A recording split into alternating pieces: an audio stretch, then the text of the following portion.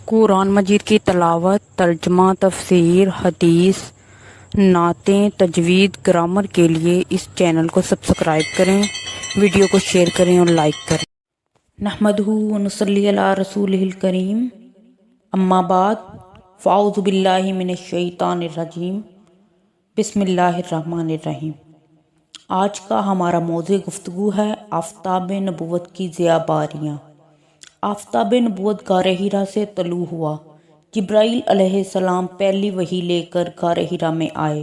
عام طور پر اللہ تعالیٰ کا طریقہ یہی ہے کہ اللہ رب العزت اپنے جن مقبول بندوں سے لوگوں کی ہدایت کا کام لینا چاہتا ہے، انہیں پہلے کچھ مدت کے لیے خلوت میں سوچنے کا موقع عطا فرماتا ہے۔ غار حرا وہ مقام ہے جسے اللہ تعالیٰ کے آخری رسول صلی اللہ علیہ وآلہ وسلم نے اپنی خلوتوں سے مشرف فرمایا، حتیٰ کہ یہیں حضرت جبرائیل علیہ السلام اللہ تعالیٰ کی طرف سے پہلی وحی لے کر نازل ہوئے۔ یوں غار حرا جبرائیل و مصطفیٰ کی درسگاہ بن گیا۔ غار حرا مکہ مکرمہ کے شمال مغرب میں بیت اللہ سے تقریباً 5 کلومیٹر کے فاصلے پر جبل نور کی چوٹی پر واقع ہے۔ یہ ایک مختصر سا غار ہے۔ اس کا طول 4 گز اور عرض پونے 2 گز ہے۔ جب حاجی منا جاتے ہیں تو راستے میں منا سے پہلے تھوڑے فاصلے پر یہ پہاڑ ان کے بائیں ہاتھ نظر آتا ہے۔ اس کے بالمقابل سبیر پہاڑ ہے۔ یہ دونوں پہاڑ بے آب و گیا ہیں۔ چند خاردار جھاڑیوں کے سوا وہاں کچھ نہیں اگتا۔ نبی صلی اللہ علیہ وآلہ وسلم کی خلوت۔ مکہ مکرمہ میں عبادت کے لیے گوشہ نشینی اختیار کرنے کی داغ بیل نبی صلی اللہ علیہ وآلہ وسلم کے دادا عبد المطلب نے ڈال لی تھی، اور رمضان کے مہینے میں خلوت اختیار کرتے تھے۔ رمضان کے آغاز میں غار حرا میں چلے جاتے اور پورا مہینہ وہیں بسر کرتے تھے۔ اس دوران جو مساکین آتے انہیں کھانا کھلاتے تھے۔ ان کی دیکھا دیکھی قریش کے دوسرے افراد بھی غار حرا میں عبادت کی نیت سے جانے لگے۔ ورقہ بن نوفل اس عمل کی خاص طور پر پابندی کرتے رہے۔ محمد رسول اللہ صلی اللہ علیہ وآلہ وسلم بے حد حساس تھے۔ آپ اپنی بستی اور اپنے شہر میں پھیلی ہوئی شرک اور بت پرستی کی وبا دیکھتے تو بہت آزردہ اور بیزار ہو جاتے۔ اپنے آس پاس خاص و عام لوگوں کی اخلاقی پستیاں دیکھ کر بڑی گرانی اور بے چینی محسوس فرماتے تھے اور دل ہی دل میں کڑتے رہتے تھے۔ اس ماحول میں طبع مبارک خلوت نشینی کی طرف مائل ہو گئی۔ یوں آپ غار حرا میں جانے لگے۔ اس سلسلے میں سیدہ عائشہ صدیقہ رضی اللہ عنہ فرماتی ہیں، پھر آپ کو تنہائی محبوب ہو گئی۔ آپ غار حرا میں خلوت نشین ہو جاتے اور مسلسل کئی دن اور کئی راتیں عبادت میں مشغول رہتے۔ رسول اللہ صلی اللہ علیہ وآلہ وسلم نبوت سے پہلے ہر رمضان کا مہینہ غار حرا میں گزارتے۔ اس دوران میں جو مسکین آ جاتا اسے کھانا کھلاتے۔ جب غار سے واپس تشریف لاتے تو سب سے پہلے بیت اللہ میں حاضر ہوتے، بیت اللہ کا طواف کرتے، پھر اپنے گھر چلے جاتے، یہاں تک کہ وہ رمضان آ گیا جس میں اللہ تعالیٰ نے آپ کو نبوت سے سرفراز فرمایا۔ غار حرا میں عبادت کی کیفیت۔ رسول اللہ صلی اللہ علیہ وآلہ وسلم اپنی قوم کے شرکیہ عقائد، بت پرستی اور باطل تصورات سے شروع ہی سے بہت بیزار تھے، لیکن آپ کے سامنے ایسا کوئی واضح راستہ اور معین طریقہ بھی نہ تھا جس پر آپ مطمئن ہو کر عمل پیرا ہو سکیں۔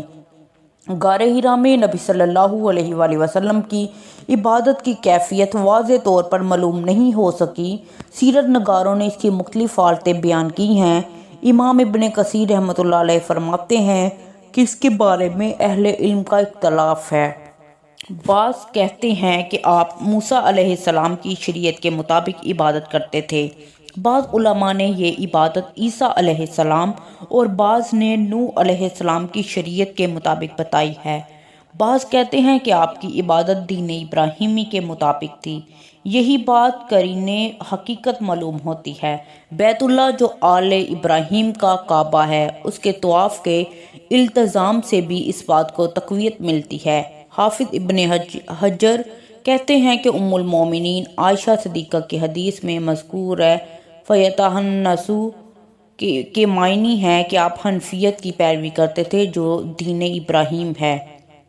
اہل عرب اپنے کلام میں اکثر فا کو سا سے بدل دیتے ہیں، اس لیے فیتحنفو اور تحنسو کا لفظ آیا ہے۔ اس کا مطلب ہے گناہوں کو چھوڑ دینا اور دور رہنا۔ مزید برآں قرآن مجید کے قرائن سے بھی آپ کے دین ابراہیم پر کاربند ہونے کی تائید ہوتی ہے، جیسا کہ نزول وحی کے بعد آپ کو ملت ابراہیمی کی پیروی کا حکم ملا۔ ثم اوحینا الیک ان اتبع ملت ابراہیم حنیفا وما کان من المشرکین۔ اے نبی، پھر ہم نے آپ کی طرف وحی کی کہ ملت ابراہیمی کی اتباع کریں، جو اللہ کی طرف یکسو تھا اور وہ مشرکوں میں سے نہ تھا۔ ایک اور مقام پر فرمایا قل اننی ہدانی ربی الی صراط مستقیم دینا قیما ملت ابراہیم حنیفا وما کان من المشرکین۔ اے نبی کہہ دیجئے بے شک مجھے میرے رب نے سیدھے راستے کی طرف ہدایت دی ہے، صحیح اعلیٰ اقتدار کے حامل دین کی ہدایت۔ اے رب کے پرستار، ابراہیم کی ملت کی ہدایت اور وہ مشرکوں میں سے نہ تھا۔ علامہ زرقانی کہتے ہیں کہ نبی صلی اللہ علیہ وآلہ وسلم نے خلوت نشینی اختیار کر لی۔ جمہور کا قول ہے کہ گوشہ نشین ہو کر تدبر و تفکر کرنا ہی عبادت کہلاتا ہے۔ قرآن مجید میں بھی تفکر و تدبر کو ایک مستحسن عمل قرار دیا گیا ہے۔ اللہ تعالیٰ نے اولو الالباب کی تعریف کرتے ہوئے فرمایا وَيَتَفَكَّرُونَ فِي خَلْقِ السَّمَاوَاتِ وَالْأَرْضِ رَبَّنَا مَا خَلَقْتَ هَٰذَا بَاطِلًا سُبْحَانَكَ فَقِنَا عَذَابَ النَّارِ۔ اور وہ آسمان اور زمینوں کی پیدائش میں سوچ بچار کرتے ہیں اور کہتے ہیں اے ہمارے رب، تو نے یہ سب کچھ بے فائدہ پیدا نہیں کیا، تو ہر عیب سے پاک ہیں، ہمیں آگ کے عذاب سے بچا لے۔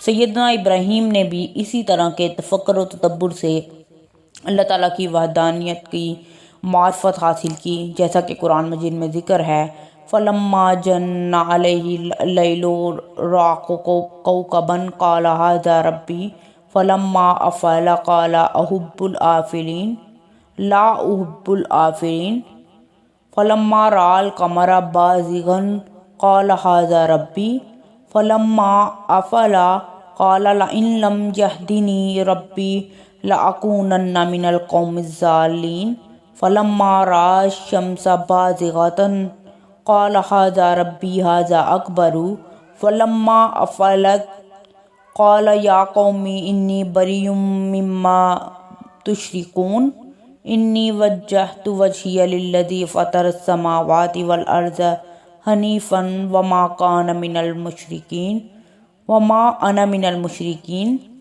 تو جب اس ابراہیم پر رات چھا گئی تو اس نے ایک ستارہ دیکھا، اس نے کہا یہ میرا رب ہے۔ پھر جب وہ غروب ہو گیا تو کہا میں غروب ہونے والوں کو پسند نہیں کرتا۔ پھر جب اس نے چاند چمکتا ہوا دیکھا تو کہا یہی میرا رب ہے۔ پھر جب وہ غروب ہو گیا تو اس نے کہا اگر میرے رب نے مجھے ہدایت نہ دی تو یقیناً میں گمراہ قوم میں سے ہو جاؤں گا۔ چنانچہ جب اس نے سورج کو جگمگاتا ہوا دیکھا تو کہا یہ میرا رب ہے، یہ سب سے بڑا ہے۔ جب وہ بھی غروب ہو گیا تو اس نے کہا اے میری قوم، بے شک جنہیں تم شریک ٹھہراتے ہو میں ان سے بیزار ہوں۔ بے شک میں نے اپنا چہرہ اس ذات کی طرف مذکور کر لیا ہے جس نے آسمانوں اور زمینوں کو پیدا کیا، میں اسی اللہ کا پرستار ہوں اور میں مشرکوں میں سے نہیں ہوں۔ یہ خلوت کی حالت اور تدبر و تفکر کا معاملہ در حقیقت اللہ تعالیٰ ہی کی ایک تدبیر کا ایک حصہ تھا۔ اللہ تعالیٰ جس عظیم شان مقصد کے لیے نبی کریم صلی اللہ علیہ وآلہ وسلم کو معمور فرمانا چاہتا تھا، یہ خلوت اسی کی تبدیلی کا ایک مرحلہ تھا۔ در حقیقت جس شخصیت کے لیے بھی یہ مقدر ہو کہ وہ انسانی زندگی پر اثر انداز ہو کر اس کا رخ بدل ڈالے، اس کے لیے ضروری ہے کہ اپنے ماحول کا جائزہ لے اور بے لاگ عقل کی روشنی میں غور کرے کہ اٹکل پچو سے فال نکالنے، ویرانوں میں پھرنے اور چلہ کشی کرنے والے افراد، جہالت، توہمات اور فاسد عقیدوں کے مارے لوگوں کے قدم کس طرح راہ راست پر آ سکتے ہیں۔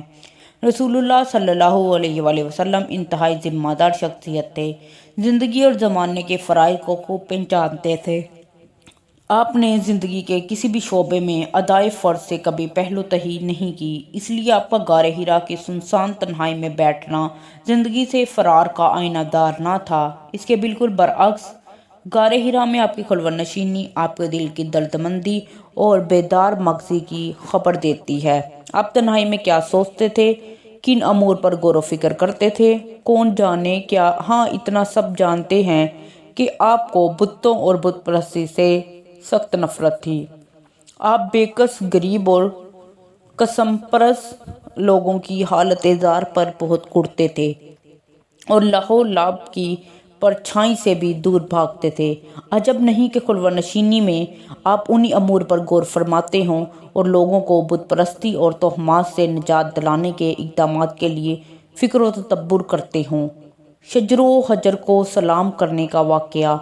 हजूर, इंसान जब खुद को कवानीन फितरत से मुकम्मल तौर पर हम आहंग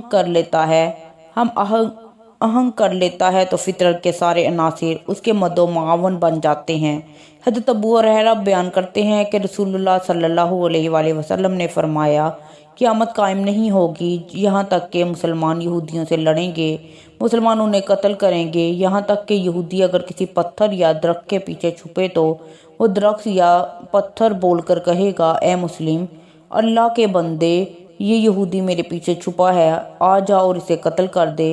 सिर्फ गरकत का दरख्त होगा जो ये बात नहीं बताएगा क्योंकि ये यहूदियों का दरख्त है। यहाँ गरकत के दरख्त के बारे में ज़रूरी वजाहत पेश खिदमत है। गरकत एक कांटेदार दरख्त है जो बैतुल मुक़द्दस के इलाके में मारूफ है। ज़राए बलाग के मुताबिक आजकल यहूदी फ़लस्तीन में बड़े पैमाने पर गरकत की शजरकारी कर रहे हैं, गोया उनका मज़कूरा बाला हदीस पर ईमान है। इस तरह जब रसूलुल्लाह सल्लल्लाहु अलैहि वसल्लम को नबूवत के लिए तैयार किया जा रहा था तो शजरो हजर का वो किरदार सामने आया जो सिर्फ किसी नबी ही के लिए हो सकता है। जाबिर बिन सुमरा रज़ियल्लाहु ताला अन्हु बयान करते हैं कि रसूलुल्लाह सल्लल्लाहु अलैहि वसल्लम ने फरमाया, बेशक मैं मक्का के एक पत्थर को पहचानता हूँ जो नबूवत से पहले मुझे सलाम किया करता था, यकीनन मैं अब उसे भी पहचानता हूँ। हज़रत अली बिन अबी तालिब बयान करते हैं कि मैं मक्का में नबी करीम के साथ था। हम आपके साथ मक्का के मज़ाफ़ात में गए तो हमने देखा कि जो पहाड़ या दरख्त रास्ते में आता वो आपसे कहता, या अल्लाह के रसूल, आप पर सलामती हो। जिन्नों के लिए रास्ते के आसमान के दरवाजे मसमूद कर दिए गए। जज़ाए नमाए अरब में कहानत का बड़ा चर्चा था। कहानों और नजूमियों का दावा था कि उनके मुअक्कल जिन्नात उन्हें आसमान की खबरें पहुँचाते हैं।